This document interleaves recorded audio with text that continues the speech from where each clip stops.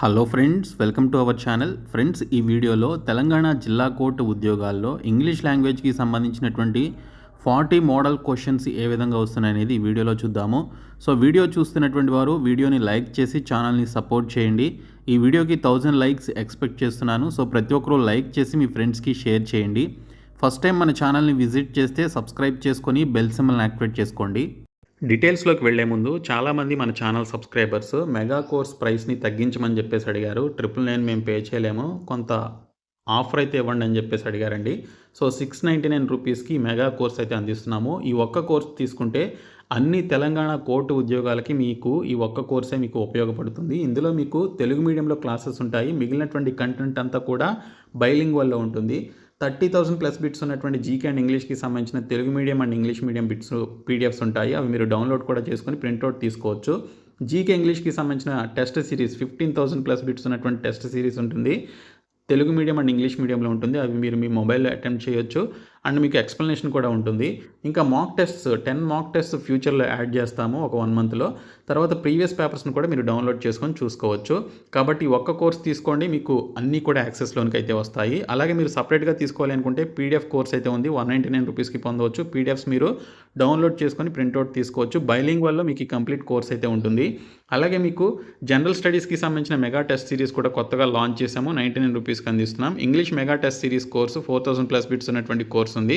ఇది కూడా మీకు 99 రూపీస్కి అయితే అందిస్తున్నాం. మీరు ఇవి సపరేట్గా తీసుకోవాలనుకుంటే సపరేట్గా తీసుకోవచ్చు. మీరు ఒక్క కోర్స్ తీసుకుంటే అన్ని యాక్సెస్లోనికి వస్తాయి కాబట్టి so prefer to purchase this course అనమాట. సో డిస్క్రిప్షన్లో ఉన్నటువంటి యాప్ని డౌన్లోడ్ చేసుకొని యాప్ హోమ్ పేజ్లో టీఎస్ ఎగ్జామ్స్ అనే ఒక బాక్స్ ఉంటుంది. ఆ బాక్స్ ఓపెన్ చేస్తే ఈ కోర్సెస్ కనిపిస్తాయి. సో ప్రతి ఒక్కరు కూడా తీసుకోండి. తెలంగాణ జిల్లా కోర్టు ఎగ్జామినేషన్స్లో ఇంగ్లీష్ లాంగ్వేజ్ నుంచి మనకి 40 క్వశ్చన్స్ అయితే రావడం జరుగుతుంది. ఈ 40 క్వశ్చన్స్లో మనకి డిఫరెంట్ టాపిక్స్ నుంచి మనకి క్వశ్చన్స్ అయితే వస్తాయి కదా. సో ఆ క్వశ్చన్స్ ఏ విధంగా ఉంటాయనేది కొన్ని మోడల్ క్వశ్చన్స్ అయితే చూద్దాము. కాబట్టి ప్రతి ఒక్కరు కూడా చివరి వరకు చూడండి. ఫస్ట్ క్వశ్చన్ వచ్చేసి 1 వర్డ్ సబ్స్టిట్యూషన్కి సంబంధించిందండి. సో ఈ 1 వర్డ్ సబ్స్టిట్యూషన్ నుంచి మనకి టోటల్గా 3 to 4 క్వశ్చన్స్ అయితే అడుగుతున్నారు. మినిమం 3 క్వశ్చన్స్ అయితే ప్రతి షిఫ్ట్లోనే ఇవ్వడం జరిగింది. సో మీరు ఒక 1000 1 వర్డ్ సబ్స్టిట్యూషన్స్కి సంబంధించిన బిట్స్ ఉంటాయి. అవి మీరు చదివినట్లయితే వాటి నుంచే మీకు క్వశ్చన్స్ అయితే వస్తున్నాయి. కాబట్టి ఇక్కడ 1 వర్డ్ సబ్స్టిట్యూషన్ మీకు చాలా ఈజీ అండ్ మంచిగా మీరు స్కోర్ చేసుకునేటువంటి టాపిక్ ఇంగ్లీష్లో.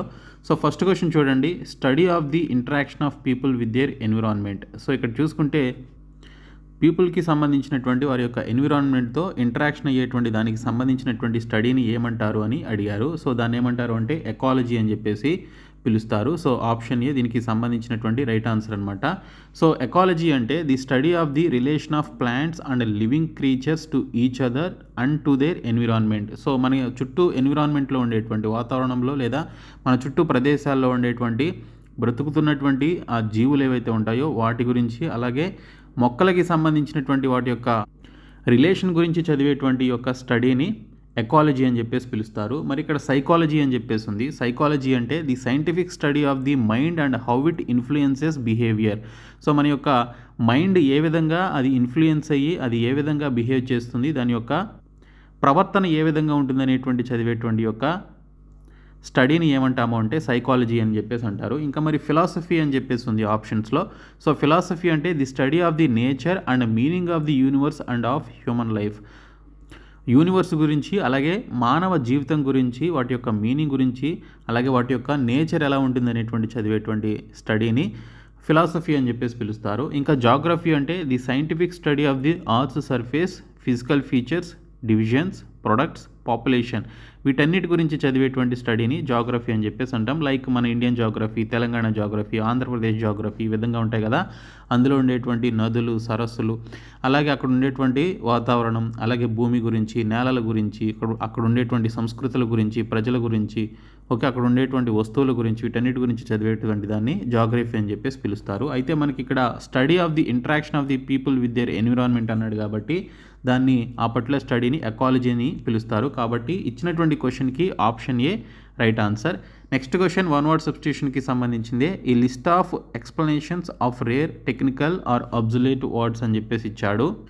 అంటే ఇక్కడ ఒక నిఘంటువుని ఏమంటారు అని చెప్పేసి ఇవ్వడం జరిగింది. మీరు చాలామంది డిక్షనరీ అని పెడతారు, కానీ ఇచ్చినటువంటి క్వశ్చన్కి డిక్షనరీ అనేది 1 వర్డ్ కాదు. ఇక్కడ మీరు చూసుకున్నట్లయితే list of explanations of rare technical and absolute words గురించి ఎక్స్ప్లెయిన్ చేసేటువంటి దాన్ని ఏమంటాము అంటే లెక్సికన్ అని పిలుస్తాము. సో లెక్సికన్ అని చెప్పేసి అంటారు. సో లెక్సికన్ అంటే a list of words on a particular subject or in a language in alphabetical order. So ఒక ఆల్ఫాబెటికల్ ఆర్డర్లో సో ఆ పర్టికులర్ సబ్జెక్ట్కి సంబంధించినటువంటి వర్డ్స్ గురించి ఎక్స్ప్లెయిన్ చేసేటువంటి దాన్ని లెక్సికన్ అని చెప్పేసి పిలుస్తారు. మరి గ్లాసరీ అని చెప్పేసి ఉంది. గ్లాసరీ అంటే a list of technical or special words especially those in a particular text explaining their meanings. So ఒక పర్టికులర్ టెక్స్ట్ ఉంది, ఒక పారాగ్రాఫ్ ఉంది, అందులో కొన్ని టెక్నికల్ వర్డ్స్ లేదా కొన్ని స్పెషల్ వర్డ్స్ అయితే ఉన్నాయి. సో వాటి గురించి పర్టికులర్గా ఎక్స్ప్లెయిన్ చేసేటువంటి వాటి యొక్క మీనింగ్ గురించి ఎక్స్ప్లెయిన్ చేయడాన్ని ఇక్కడ గ్లాసరీ అని చెప్పేసి పిలుస్తాము. ఇంకా క్యాటలాగ్ అంటే complete list of items, for example of things that people can look at or buy. So మనకి ఏదైనా ఒక మనం షాప్లోకి కానీ లేకపోతే ఎక్కడికైనా వెళ్ళినప్పుడు మనం అక్కడ ఉన్నటువంటి వస్తువుల్ని కొనడానికి లేదా చూడడానికి పెట్టేటువంటి ఒక లిస్ట్ని లేదా ఐటమ్స్ని, ఒక లిస్ట్ ఆఫ్ ఐటమ్స్ని క్యాటలాగ్ అని చెప్పేసి పిలుస్తారు. కాబట్టి ఇక్కడ ఇచ్చినటువంటి క్వశ్చన్కి ఏంటి, ఆబ్సొల్యూట్ వర్డ్స్, టెక్నికల్ అండ్ రేర్గా ఉండేటువంటి ఆ వర్డ్స్కి సంబంధించినటువంటి ఎక్స్ప్లెనేషన్ ఇచ్చేటువంటి లిస్ట్ని ఏమంటాము అంటే లెక్సికన్ అని పిలుస్తాము. కాబట్టి option C right answer. Next question మరొక వన్ వర్డ్ క్వశ్చన్ ఇది. Underground place for storing wine or other provisions అని చెప్పేసి ఇచ్చారు. సో ఇక్కడ ఫారిన్ కంట్రీస్లో కానీ లేకపోతే కొన్ని హౌసెస్లో వాటి హౌస్ కింద అండర్ గ్రౌండ్లో ఒక పర్టికులర్ ప్లేస్ని అయితే ప్రొవైడ్ చేసుకుంటారనమాట. సో అందులో వైన్ని కానీ లేకపోతే ఇంకేదైనా వస్తువులను పెట్టుకోవడానికి సంబంధించి ఒక ప్లేస్ని ప్రొవైడ్ చేసుకుంటారు. సో ఆ ప్లేస్ని ఏమంటాము అంటే సెల్లార్ అని చెప్పేసి పిలుస్తారు. సెల్లార్ అంటారనమాట. సో ఇక్కడ సెల్లార్ అంటే an underground room often used for storing things like wine, salt, etc. So ఒక అండర్గ్రౌండ్ ప్లేస్ అనేది ఉంటుంది ఇంటి కింద. సో అందులో వాళ్ళు వైన్ కానీ సాల్ట్ కానీ ఇంకేదైనా వస్తువులు కానీ పాత వస్తువులు కానీ వీటన్నిటిని స్టోర్ చేసుకుంటారు. సో మనం ఎక్కువగా ఇంగ్లీష్ మూవీస్లో చూస్తూ ఉంటాము. సో దాన్ని మనం సెల్లార్ అని చెప్పేసి పిలుస్తారు. మరి ఇక్కడ అటిక్ అని చెప్పేసి ఉంది. సో అటిక్ అంటే a room or space just below the roof of a house often used for storing things అని చెప్పేసి ఇచ్చారు. ఇవి మనం ఈ అటిక్ అనేది మన ఇళ్లల్లో కూడా గమనిస్తూ ఉంటాము. సో సన్షేడ్ అని చెప్పేసి పెడుతూ ఉంటాం కదా. సో దాన్ని మనం అటిక్ అని చెప్పేసి పిలుస్తాం. ఒక పర్టికులర్ స్పేస్ అనమాట. ముఖ్యంగా వంటగదిలో పైన ఒక ఫ్లోర్ కింద మనకి పైన ఉండేటువంటి ఫ్లోర్ కాదు, మనకి పైన ఇది స్లాబ్ ఏదైతే ఉంటుందో సో ఆ స్లాబ్ కింద ఒక స్పేస్ని అయితే క్రియేట్ చేసుకుంటాం కదా. సో దాన్ని అటిక్ అని చెప్పేసి అంటాము. అందులో మనకు కావాల్సినటువంటి వస్తువుల్ని పెట్టుకుంటూ ఉంటాం. సో దాన్ని అటిక్ అని పిలుస్తారు. సో హాల్ అంటే మీకు తెలుసు, గ్యారేజ్ అంటేనేమో సో ఏదైనా మన వెహికల్స్కి సంబంధించి కానీ వాటికి సంబంధించినటువంటి వస్తువుల్ని లేకపోతే కార్ని లేదా బైక్ని వాటిని పెట్టుకునేటువంటి ప్లేస్ని గ్యారేజ్ అని పిలుస్తారు. సో ఇవన్నీ మీరు డిఫరెన్సెస్ తెలుసుకోవాలి. So underground place for storing wine or other provisions అంటే సెల్లార్ అనేది one word substitution. Next question చూడండి. Free somebody from blame or guilty. So వారు చేసినటువంటి తప్పు నుంచి వారిని విడుదల చేయడాన్ని ఏమంటారు అంటే ఎగ్జోనరేట్ అని చెప్పేసి అంటారు. ఎగ్జోనరేట్ అంటే to officially separate that somebody is not to officially state that somebody is not responsible for something that he has been blamed for. So ఒక వ్యక్తి పైన ఉన్నటువంటి ఆ నిందని తొలగించడాన్ని, సో ఆ నింద నుంచి అతన్ని విడుదల చేయడాన్ని, అఫీషియల్గా విడుదల చేయడాన్ని ఏమంటారు అంటే ఎగ్జోనరేట్ అని పిలుస్తారు. తర్వాత ఇక్కడ ఎక్స్క్యూజ్ అని చెప్పేసి ఉంది. సో ఎక్స్క్యూజ్ అంటే to forgive somebody for something that he has done అని చెప్పేసి ఇక్కడ మీనింగ్ అయితే ఉంటుంది. సో వారు చేసినటువంటి తప్పుని ఎక్స్క్యూజ్ చేయడం అంటే ఫర్గివ్ చేయడాన్ని ఇక్కడ ఎక్స్క్యూజ్ అని చెప్పేసి అంటాము.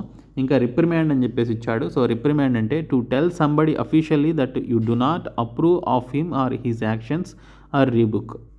ఒక వ్యక్తి చేసిన పనుల వల్ల అతన్ని తిరస్కరించడాన్ని లేకపోతే తిట్టుకోవడాన్ని రిప్రిమాండ్ అని చెప్పేసి అంటాము. ఇంకా అక్వైట్ అంటేనేమో to decide and state officially in court that somebody is not guilty of A crime.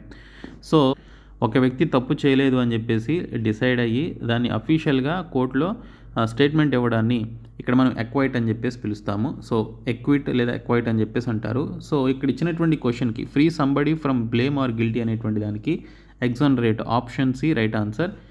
So మరొక క్వశ్చన్ చూడండి. సినానిమ్ ఆఫ్ గివెన్ వర్డ్ అని చెప్పేసి ఇచ్చాడు. సో గ్యారలస్ అని చెప్పేసి ఇవ్వడం జరిగింది. సో గ్యారలస్ అంటే ఇక్కడ మనకి చూసుకున్నట్లయితే ఎక్కువగా మాట్లాడేటువంటి వారిని గ్యారలస్ అంటారు. సో సినానిమ్ అంటే ఏంటి, ఇచ్చినటువంటి క్వశ్చన్కి సిమిలర్ మీనింగ్ ఉన్నటువంటి ఆప్షన్ ఏంటి అనేది మనం ఇక్కడ కనుక్కోవాలి. సో ఇక్కడ మీరు చూడండి, టాకటివ్ అన్నాడు. టాకటివ్ అంటే ఎక్కువగా మాట్లాడడం, గ్యారలస్ అన్న కూడా సేమ్ అదే మీనింగ్ కాబట్టి ఇచ్చినటువంటి క్వశ్చన్కి ఆప్షన్ ఏ రైట్ ఆన్సర్. మీరు ఇక్కడ చూడండి, టాకటివ్ అంటే talking to liking to talk a lot. So ఎక్కువగా మాట్లాడడానికి ఇష్టపడేటువంటి వారిని టాకటివ్ పర్సన్ అంటారు, లేదా గ్యారులస్ అని చెప్పేసి అంటారు. టాకింగ్ ఏ లాట్ లేదా టాకటివ్ అని చెప్పేసి అంటాము. ఇంకా సెడాటివ్ అని చెప్పేసి ఇచ్చాడు ఆప్షన్లో. సెడాటివ్ అంటే a drug that makes somebody go to sleep or makes him feel calm and relaxed tranquillised అని చెప్పేసి ఇచ్చారు. అంటే మనం ఏదైనా ఒక మెడిసిన్ తీసుకుంటే, ఒక డ్రగ్ అంటే మెడిసిన్ అనమాట. సో ఒక మెడిసిన్ తీసుకుంటే అది మనల్ని స్లీప్లోనికి వెళ్ళే విధంగా చేయడాన్ని ఇక్కడ సెడాటివ్ అని చెప్పేసి పిలుస్తాము. వాకటివ్ అంటేనేమో expressing your opinions or feelings in a loud and confident way. So మీకు సంబంధించినటువంటి ఈ యొక్క ఫీలింగ్స్ కానీ లేకపోతే ఒపీనియన్స్ని చాలా లౌడ్గా కాన్ఫిడెంట్గా ఎక్స్ప్రెస్ చేయడాన్ని అంటే మాట్లాడడాన్ని వాకటివ్ అని చెప్పేసి పిలుస్తారు. పాజిటివ్ అంటే మీరు ఎప్పుడు పాజిటివ్గా ఒక కంప్లీట్ షూర్ మైండ్ సెట్తో మీరు కలిగి ఉండడాన్ని ఇక్కడ పాజిటివ్ అని చెప్పేసి అంటాము. ఇచ్చినటువంటి క్వశ్చన్కి సినానిమ్ గ్యారులస్ అంటే టాకటివ్ అనేది రైట్ ఆన్సర్ కాబట్టి option A right answer. Next question మరొక సినానిమ్ అడిగాడు, అడ్వర్సిటీ. సో అడ్వర్సిటీ అంటే బ్యాడ్ లక్ సిచ్యువేషన్ కానీ లేకపోతే ఒక దుర్భరమైనటువంటి సిచ్యువేషన్ ఉన్నప్పుడు దాన్ని అడ్వర్సిటీ అని చెప్పేసి అంటాము. కాబట్టి మిస్ఫార్చ్యూన్ అనేది రైట్ ఆన్సర్. సో ఇచ్చినటువంటి అడ్వర్సిటీ అనే దానికి సినానిమ్ మిస్ఫార్చ్యూన్. సో ఇక్కడ మీరు చూడండి, మిస్ఫార్చ్యూన్ అంటే బ్యాడ్ లక్ లేదా ఒక అన్ఫార్చునేట్ యాక్సిడెంట్ ఆర్ ఈవెంట్ని ఇక్కడ మనం మిస్ఫార్చ్యూన్ అని చెప్పేసి పిలుస్తాం. అడ్వర్సిటీ అన్న కూడా ఏ డిఫికల్ట్ ఆర్ అన్ప్లెజెంట్ సిచ్యువేషన్ని అడ్వర్సిటీ అని చెప్పేసి పిలుస్తాము. సో ఇక్కడ మీరు చూడండి, తర్వాత మనకి అపోనెంట్ అని చెప్పేసి ఇచ్చాడు. సో మనకి ఆపోజిట్గా ఉండేటువంటి ఆపోజిట్లో ప్లే చేసేటువంటి ఆడేటువంటి వ్యక్తిని అపోనెంట్ అని చెప్పేసి పిలుస్తాము. అడ్వర్సరీ అంటేనేమో అపోనెంట్ అనమాట. So A person that somebody is opposite to and competing with in an argument are A battle. So మనతో గొడవ పెట్టుకునేటువంటి వ్యక్తిని అడ్వర్సిటీ అంటే మనతో గొడవ పెట్టుకొని లేకపోతే మనం అంటే శత్రుత్వం లేదా అన్ఫ్రెండ్లీనెస్ కలిగి ఉండేటువంటి వ్యక్తిని ఇక్కడ అడ్వర్సరీ అని చెప్పేసి పిలుస్తాము. హాస్టిలిటీ అన్న కూడా మనకి అన్ఫ్రెండ్లీ అండ్ శత్రుత్వం అనేటువంటి మీనింగ్ వస్తుంది. సో హాస్టిలిటీ అలాగే అపోనెంట్ అడ్వర్సరీ అంటే మీనింగ్స్ ఇవి. అయితే మనకి ఇక్కడ ఇచ్చినటువంటి క్వశ్చన్కి మిస్ఫార్చ్యూన్ అనేది సిమిలర్ మీనింగ్ ఉన్నటువంటి సినానిమ్. తర్వాత విల్లీ అని చెప్పేసి ఇచ్చాడు. సో విల్లీ అంటే ఒక కన్నింగ్ మైండ్ సెట్ కలిగి ఉండడాన్ని విల్లీ అని చెప్పేసి అంటాం. అంటే ఇక్కడ మనకి కన్నింగ్ అని చెప్పేసి ఉంది చూడండి. So option C right answer అనమాట. సో ఇక్కడ మీరు చూస్తే వైజ్ అని చెప్పేసి ఇచ్చాడు. సో వైజ్ అంటే బాగా తెలివి కలిగిన, ఓకే, చాలా ఒక నాలెడ్జబుల్ పర్సన్ ఇక్కడ మనం వైజ్ అని చెప్పేసి అంటాము. స్టూపిడ్ అంటేనేమో ఫూలిష్ ఆర్ సిల్లీని ఇక్కడ స్టూపిడ్ అంటాము. యాంగ్రీ అంటే బాగా కోపంగా ఉండడాన్ని యాంగ్రీ అని చెప్పేసి అంటాము. సో ఇచ్చినటువంటి క్వశ్చన్కి విల్లీ అంటే కన్నింగ్ అనమాట. ఓకే, కన్నింగ్ మైండ్ సెట్ కలిగి ఉండడాన్ని కన్నింగ్ అని చెప్పేసి ఇక్కడ విల్లీ అని చెప్పేసి అంటాం. కాబట్టి సిమిలర్ మీనింగ్ వచ్చేసి విల్లీకి కన్నింగ్ అనేది రైట్ ఆన్సర్. సో ఇప్పుడు మనం యాంటోనిమ్స్ కూడా చూద్దాం. సో యాంటోనిమ్స్ నుంచి మనకి 4 క్వశ్చన్స్ అయితే అడుగుతున్నారు, సినానిమ్స్ నుంచి 4 క్వశ్చన్స్, ఈ రెండు కలిపి మనకి 8 క్వశ్చన్స్ అయితే రావడం జరుగుతుంది. సో యాంటోనిమ్స్ చూసుకున్నట్లయితే హార్మోనియస్ అని చెప్పేసి ఇచ్చాడు. సో హార్మోనియస్ అంటే ఫ్రెండ్లీ అని చెప్పేసి మీనింగ్. సో దీనికి ఆపోజిట్లో ఉన్నటువంటి వర్డ్ అంటే మనం కనుక్కోవాలి, దాన్ని యాంటోనిమ్ అంటాం కదా. సో హార్మోనియస్ అంటే ఫ్రెండ్లీ అంటే కన్కార్డెంట్ అని చెప్పేసి పిలుస్తారు. కానీ మనకి ఆపోజిట్లో ఉన్నది కావాలి. డిస్కార్డెంట్ అంటే అన్ఫ్రెండ్లీనెస్ కలిగి ఉండడాన్ని డిస్కార్డెంట్ అని చెప్పేసి అంటాం. సో హార్మోనియస్ అంటే ఫ్రెండ్లీ అని మీనింగ్ వస్తుంది. డిస్కార్డెంట్ అంటే అన్ఫ్రెండ్లీ లేదా నాట్ ఇన్ అగ్రిమెంట్ అంటే మనతో ఏకీభవించినటువంటి సిచ్యువేషన్లో డిస్కార్డెంట్ అని చెప్పేసి పిలుస్తాము. కాబట్టి హార్మోనియస్కి ఆపోజిట్ వర్డ్ డిస్కార్డెంట్ అనమాట. సో ఇక్కడ మీరు చూడండి, హార్మోనియస్ అంటే friendly, peaceful and without any disagreement. So harmonious అంటే మనతో ఎటువంటి డిసగ్రిమెంట్ లేకుండా మనతో ఏకీభవించేవారు, మనం చెప్పింది యాక్సెప్ట్ చేసేవారు, మనతో ఫ్రెండ్లీగా ఉండేటువంటి వారిని హార్మోనియస్ పర్సన్ అని చెప్పేసి అంటాం. కాబట్టి హార్మోనియస్ అంటే ఫ్రెండ్లీ అని మీనింగ్ వస్తుంది. దానికి ఆపోజిట్ డిస్కార్డెంట్ అనమాట. సో నెక్స్ట్ క్వశ్చన్ చూడండి, ట్రైటర్ అని చెప్పేసి ఇచ్చాడు. సో ట్రైటర్ అంటే దేశద్రోహి లేదా నమ్మక ద్రోహిని ఇక్కడ ట్రైటర్ అని చెప్పేసి అంటాము. సో ప్యాట్రైట్ అంటే ఇక్కడ దేశభక్తి కలిగినటువంటి వారిని ప్యాట్రైట్ అని చెప్పేసి అంటాము. సో ఇది మీ అందరికీ తెలిసిందే. సో కాబట్టి ట్రైటర్కి ఆపోజిట్ వర్డ్ ప్యాట్రైట్ అనేది right answer. Next question exaggerate. Exaggerate అంటే ఉన్నటువంటి విషయాన్ని చాలా ఎక్కువగా చేసి చెప్పడాన్ని ఎక్సాజరేట్ అని చెప్పేసి అంటాం. దీనికి ఆపోజిట్ వర్డ్ అండర్స్టేట్ అనమాట. అండర్స్టేట్ అంటే చాలా సాధారణంగా చాలా తక్కువగా ఉండడాన్ని ఇక్కడ అండర్స్టేట్ అని చెప్పేసి అంటాము. సో ఇక్కడ మీరు చూడండి, అండర్స్టేట్ అంటే to state that something is smaller less important than it really is అని చెప్పేసి ఇచ్చాడు. సో ఉన్నటువంటి దాని యొక్క నిజస్వరూపం కంటే దాని గురించి తక్కువగా ఉండడాన్ని లేదా తక్కువ ఇంపార్టెన్స్ ఇవ్వడాన్ని ఇక్కడ మనం అండర్స్టేట్ అని చెప్పేసి అంటాము. ఇంకా ఎగ్జాజరేట్ అంటే to make something seem larger, better, worse or more important than it is really. So ఇక్కడ మనం చూసుకుంటే ఉన్నదానికంటే దాని యొక్క ఇంపార్టెన్స్ గురించి ఎక్కువగా చెప్పడం కానీ, లేకపోతే ఉన్నదానికంటే కూడా దాని యొక్క బిగ్గా ఉన్నటువంటి దాని గురించి, లేకపోతే పెద్దగా ఉన్నటువంటి దాని గురించి ఇంకా ఎక్కువగా చెప్పడాన్ని, ఎక్కువగా మాట్లాడడాన్ని ఎక్సాజరేట్ చేసి చెప్పడం అని చెప్పేసి అంటాము. కాబట్టి ఇచ్చినటువంటి క్వశ్చన్ ఎక్సాజరేట్కి ఆపోజిట్ వర్డ్ అండర్ స్టేట్ అనమాట. ఇక్కడ ఎక్స్ట్రా వ్యాగంట్ అన్నాడు. ఎక్స్ట్రా వ్యాగంట్ అంటే ఎక్కువగా డబ్బులు ఖర్చు పెట్టేటువంటి వారిని ఎక్స్ట్రా వ్యాగంట్ అని చెప్పేసి అంటాము. అబండెన్స్ అంటే ప్లెంటిఫుల్ అనమాట. మనకు ఉండవలసిన దానికంటే కూడా ఎక్కువ ఉంటే, అది ధనమైన ఏదైనా కావచ్చు, మనకు ఉండవలసిన దానికంటే కూడా ఎక్కువగా ఉంటే దాన్ని అబండెన్స్ అని చెప్పేసి పిలుస్తాము. కాబట్టి ఎక్సాజరేట్కి opposite word understate. Next question idioms and phrases అండి. సో ఈడియమ్స్ అండ్ ఫ్రేజెస్కి సంబంధించి మనకి 3 క్వశ్చన్స్ అయితే ఎగ్జామ్స్లో వస్తున్నాయి. సో ఇక్కడ మీరు చూడండి, ఫ్రమ్ స్టెమ్ టు స్టర్న్ అని చెప్పేసి ఇచ్చాడు. ఫ్రమ్ స్టెమ్ టు స్టర్న్ అంటే all the way from the front of a ship to the back. Okay, so ఒక షిప్కి సంబంధించి ఫ్రంట్ నుంచి బ్యాక్ వరకు ఉన్నటువంటి ఆ యొక్క మార్గాన్ని ఇక్కడ మనం ఫ్రమ్ స్టెమ్ టు స్టెర్న్ అని చెప్పేసి పిలుస్తాము. కాబట్టి ఆప్షన్ ఏ రైట్ ఆన్సర్ అనమాట. ఫ్రమ్ స్టెమ్ టు స్టెర్న్ అంటే from the front to the back especially of a ship, దాన్ని మనం ఈడియమ్స్లో ఫ్రమ్ స్టెమ్ టు స్టెర్న్ అని చెప్పేసి పిలుస్తాము. So next question beat a dead horse అని చెప్పేసి ఇచ్చాడు. So beat a dead horse అంటే to uselessly dwell on a subject far beyond its point of resolution. So దీనికి సంబంధించి ఒక ఫలితం రాదు అని తెలిసినా కూడా ఒక విషయం పైన మనం ఎక్కువగా రీసెర్చ్ చేయడం కానీ, ఒక సబ్జెక్ట్ పైన ఎక్కువగా మాట్లాడడం కానీ ఏమవుతుంది అంటే అది ఒక బీట్ ఏ డెడ్ హార్స్ లాగా అవుతుందన్నమాట. ఇప్పుడు చనిపోయినటువంటి గుర్రాన్ని మనం ఎంత కొట్టినా కూడా అది పైకి లేవదు. సో అలాగే ఇక్కడ మనం ఒక పాయింట్లెస్ విషయం పైన, లేకపోతే ఒక యూజ్లెస్ టాపిక్ పైన మనం ఎంత మాట్లాడినా కూడా దానిలో ఎటువంటి ఫలితం ఉండదు అని చెప్పడానికి సో మనం ఇక్కడ బీట్ ఏ డెడ్ హార్స్ అని చెప్పేసి ఈడియమ్స్లో అంటాం. కాబట్టి ఇచ్చినటువంటి క్వశ్చన్కి ఆప్షన్ డి రైట్ ఆన్సర్ అనమాట. సో ఇక్కడ మీరు చూడండి, to uselessly dwell on a subject far beyond its point of resolution. ఎటువంటి ఫలితం లేదని తెలిసినా కూడా ఆ సబ్జెక్ట్ పైన మీరు యూజ్లెస్గా దాన్ని డ్వెల్ అంటే ఇంకా తవ్వడం అనమాట. సో దాన్ని ఇంకా దాని గురించి మాట్లాడడం, లేకపోతే దాని గురించి డిస్కస్ చేయడం యూజ్లెస్, కాబట్టి దాన్ని బీట్ ఏ డెడ్ హార్స్ అని చెప్పేసి అంటాము. So next question keep under one's hat. Keep under one's hat అంటే to keep something a secret. Okay, మీరు మీ యొక్క హ్యాట్ కింద ఏదో పెట్టుకున్నారనుకోండి, సో దాన్ని ఏమంటాం ఇక్కడ కీప్ అండర్ వన్స్ హ్యాట్ అంటే to keep something a secret. మీరు ఏదైనా ఒక రహస్యాన్ని కలిగి ఉండడాన్ని ఈడియమ్స్లో మనం ఏమంటాము అంటే కీప్ అండర్ వన్స్ హ్యాట్ అని చెప్పేసి పిలుస్తాము. ఓకే, సో ఇక్కడ మనకి ఫిల్ ఇన్ ద బ్లాంక్స్ మనకి 6 to 8 క్వశ్చన్స్ అయితే వస్తున్నాయి. సో చాలా ఇంపార్టెంట్ ఇది. The rocket dash the target and did not cause any casualty. The rocket reached అవుతుందా, మిస్డ్ అవుతుందా, ఎక్స్ప్లోడెడ్ అవుతుందా, ఎయిమ్డ్ అవుతుందా, సెన్స్డ్ అవుతుందా? సో ఇక్కడ ఏమన్నాడు, did not cause any casualty అన్నాడు. సో ఎటువంటి ప్రమాదం అయితే జరగలేదని చెప్పేసి అంటున్నాడు. సో ఇక్కడ మీరు చూస్తే అది మిస్ అయిందని చెప్పేసి అర్థం. ఓకే, రాకెట్ వెళ్ళాల్సినటువంటి మార్గంలో వెళ్ళకుండా అది మిస్ అయ్యి పడిపోయిందనమాట. అయితే the rocket missed the target అని చెప్పేసి వస్తుంది. మిస్డ్ ది టార్గెట్ అంటే ఆల్రెడీ జరిగిపోయింది కాబట్టి అది ఆల్రెడీ మిస్ అయింది టార్గెట్, కాబట్టి మిస్డ్ అనేది వస్తుంది. కాబట్టి ఇక్కడ మనకి ఆప్షన్ సి అనేది రైట్ ఆన్సర్ అనమాట. నెక్స్ట్ క్వశ్చన్ చూడండి, the soldiers received a military dash to inspect all their vehicles before travelling అని చెప్పేసి ఇచ్చారు. సో వారు ఒక ప్లేస్కి వెళ్ళే ముందు వెహికల్స్ తీసుకొని ప్లేస్కి వెళ్ళే ముందు సో వాళ్ళు సోల్జర్స్ ఎవరైతే ఉన్నారో మిలిటరీ నుంచి ఒక పర్మిషన్ అయితే తెచ్చుకున్నారనమాట. దాన్ని ఏమంటాం, మ్యాండేట్ అని చెప్పేసి అంటాం. ఓకే, అంగీకారం అనేది తెచ్చుకోవడం జరిగిందనమాట. So the soldiers received a military mandate to inspect all their vehicles before travelling అని చెప్పేసి ఇచ్చారు. సో వారి యొక్క వెహికల్స్ అన్నీ కూడా ఇన్స్పెక్ట్ చేయడానికి సంబంధించి మ్యాండేట్ అయితే తెచ్చుకున్నారు మిలిటరీ నుంచి సోల్జర్స్. సో అదే మనకి ఇక్కడ అంటున్నాడు, మ్యాండేట్ అంటే అంగీకారం. ఓకే, సో అంగీకారం అనేది తెచ్చుకున్నారు. సో కాబట్టి మ్యాండేట్ అంటే ఏంటి, అథారిటేటివ్ ఇన్స్ట్రక్షన్ లేదా కమాండ్.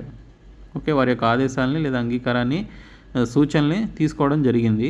సో కాబట్టి ఇక్కడ మనకి మ్యాండేట్ అనేది రైట్ ఆన్సర్. నెక్స్ట్ క్వశ్చన్ చూడండి, she hadn't eaten all day and by the time she got home she was dash అని చెప్పేసి ఇచ్చారు.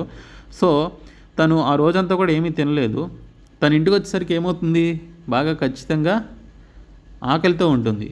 కాబట్టి ఇక్కడ మనం ఏమనాలి, రావనస్ అని చెప్పేసి అంటాం. రావనస్ అంటే బాగా ఆకలితో ఉండడాన్ని, బాగా ఎక్స్ట్రీమ్ హంగ్రీగా ఉండడాన్ని రావనస్ అని చెప్పేసి పిలుస్తారు.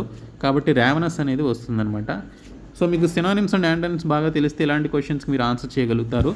సో కాబట్టి రావనస్ అంటే ఎక్స్ట్రీమ్లీ హంగ్రీని ఇక్కడ రావనస్ అని చెప్పేసి అంటారు. సో నెక్స్ట్ క్వశ్చన్ చూడండి, fill in the blank. My sister and dash are pleased to accept your invitation.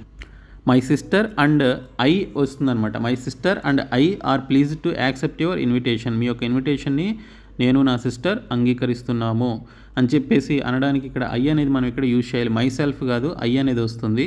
Okay, option A right answer. Next question common errors నుంచి మనకి 5 క్వశ్చన్స్ వస్తున్నాయి. సో ఇక్కడ మనం ఫస్ట్ క్వశ్చన్ చూస్తే look at what I'm doing and do I like I do అని చెప్పేసి ఇచ్చాడు. అంటే look at what I'm doing and do like I do అని చెప్పేసి ఇచ్చాడు. సో ఇందులో మిస్టేక్ ఉందని మనకి క్లియర్గా అర్థమవుతుంది చదువుతుంటేనే. సో కాబట్టి ఆప్షన్ సి దీనికి సంబంధించినటువంటి రైట్ ఆన్సర్. ఇక్కడ ఏమని వాడాలి, అండ్ డూ వాట్ అని చెప్పేసి యూజ్ చేయాలి, లేదా యాజ్ ఐ డూ అనేది మనం ఇక్కడ యూజ్ చేయాల్సి ఉంటుంది అనమాట ఈ ప్లేస్లో. ఓకే, అండ్ డూ వాట్ అనేది మనం ఇక్కడ యూజ్ చేయాలి, లేదా అండ్ యాజ్ ఐ డూ అనేది మనం ఇక్కడ యూజ్ చేయాల్సి ఉంటుంది. కాబట్టి ఆప్షన్ సిలో మనకి ఎర్రర్ అయితే ఉంది. So option C right answer. Next question, were I the president I would award you a title అని చెప్పేసి ఇచ్చాడు. సో నేను కనుక ప్రెసిడెంట్ అయి ఉన్నట్లయితే నీకు ఖచ్చితంగా అవార్డుని టైటిల్ కింద ఇచ్చేవాడిని నీకు అని చెప్పేసి అంటున్నాడు. సో వర్ ఐ ది ప్రెసిడెంట్లో ఎటువంటి ఎర్రర్ లేదు. ఐ వుడ్ అవార్డ్ అని చెప్పేసి ఇచ్చాడు, అందులోనూ ఎర్రర్ లేదు. యూఏ టైటిల్ అన్నాడు, సో అది కూడా ఎటువంటి ఎర్రర్ ఉన్నటువంటి పార్ట్ కాదు కాబట్టి నో ఎర్రర్ అనమాట. So option 4 right answer. దీనికి ఎటువంటి ఎర్రర్ అయితే లేదు ఇచ్చినటువంటి స్టేట్మెంట్లో. తర్వాత the job for drawing water from the village well is usually carried out by the women and young girls. Okay, so ఆ విలేజ్లో వాటర్ని తీసుకురావడం అనేది యూజువల్గా ఎవరు చేస్తారు అంటే ఉమెన్ అలాగే యంగ్ గర్ల్స్ అనేది చేయడం జరుగుతుంది. ఆ విలేజ్లో నీళ్ళని తీసుకొచ్చేటువంటి పని ఎవరు చేస్తారు అంటే అక్కడ ఉన్నటువంటి మహిళలు అలాగే యంగ్ గర్ల్స్ ఎవరైతే ఉన్నారో వాళ్ళు క్యారీ చేస్తారనమాట. అయితే ఇక్కడ ఇచ్చినటువంటి ఈ పార్ట్లో ఈ క్వశ్చన్లో ఎక్కడ ఎర్రర్ ఉందో చెప్పాలి. ఇది ఒక ప్రీపోజిషనల్ ఎర్రర్ అండి. సో ఫస్ట్ పార్ట్ చూడండి, the job for drawing water అన్నాడు. సో ప్లేస్లో మనం ఇక్కడ ఫర్ ప్లేస్లో ఆఫ్ అనేది యూజ్ చేయాలన్నమాట. The job for drawing water ప్లేస్లో the job of drawing water అనేది మనం ఇక్కడ యూజ్ చేయాలి కాబట్టి సో పార్ట్ 1లో మనకి ఎర్రర్ అయితే ఉంది. సో ఆప్షన్ ఏ దీనికి సంబంధించినటువంటి రైట్ ఆన్సర్. సో ఇక్కడ మీరు ప్రీపోజిషనల్ ఎర్రర్ అయితే ఉందని మీరు ఇక్కడ గమనించాలి. సో ఇవి మనకి ఇంగ్లీష్కి సంబంధించి ముఖ్యంగా మెయిన్ టాపిక్స్ నుంచి వచ్చేటువంటి క్వశ్చన్స్. కాంప్రహెన్షన్ పాసేజ్ నుంచి మనకి 5 క్వశ్చన్స్ అయితే వస్తాయి. సో ఆ కాంప్రహెన్షన్ పాసెస్ 5 క్వశ్చన్స్ మీరు ఈజీగా అటెంప్ట్ చేయగలుగుతారు. ఇంగ్లీష్లో మీరు 40కి 40 తెచ్చుకోవడమే మీ టార్గెట్ అనమాట. సో మేము మీకు ప్రొవైడ్ చేసినటువంటి 699 రూపీస్ మెగా కోర్స్ తీసుకుంటే ఇంగ్లీష్ గ్రామర్ క్లాసెస్ కూడా ఉన్నాయి. అండ్ జీకేకి జిఎస్కి సంబంధించిన క్లాసెస్ తెలుగు మీడియంలో ఉంటాయి. మిగిలినటువంటి కంటెంట్ అంతా కూడా బైలింగ్వల్లో ఉంటుంది. కాబట్టి డిస్క్రిప్షన్లో ఉన్నటువంటి యాప్ని డౌన్లోడ్ చేసుకుని ఈ కోర్స్ తీసుకోండి, లేదా 199 రూపీస్ పీడిఎఫ్ కోర్స్ కూడా అందిస్తున్నాము. ఆ కోర్స్ తీసుకోండి, మీకు బైలింగ్వల్లో కంటెంట్ ఉంటుంది, పీడిఎఫ్స్ని డౌన్లోడ్ చేసుకోవచ్చు. ఇంకా 99 rupees English test series, 99 rupees GK జిఎస్కి సంబంధించిన టెస్ట్ సిరీస్ కూడా అందిస్తున్నాం. విత్ ఎక్స్ప్లెనేషన్తో బైలింగ్వల్లో ఉంటుంది టెస్ట్ సిరీస్ అంతా కూడా.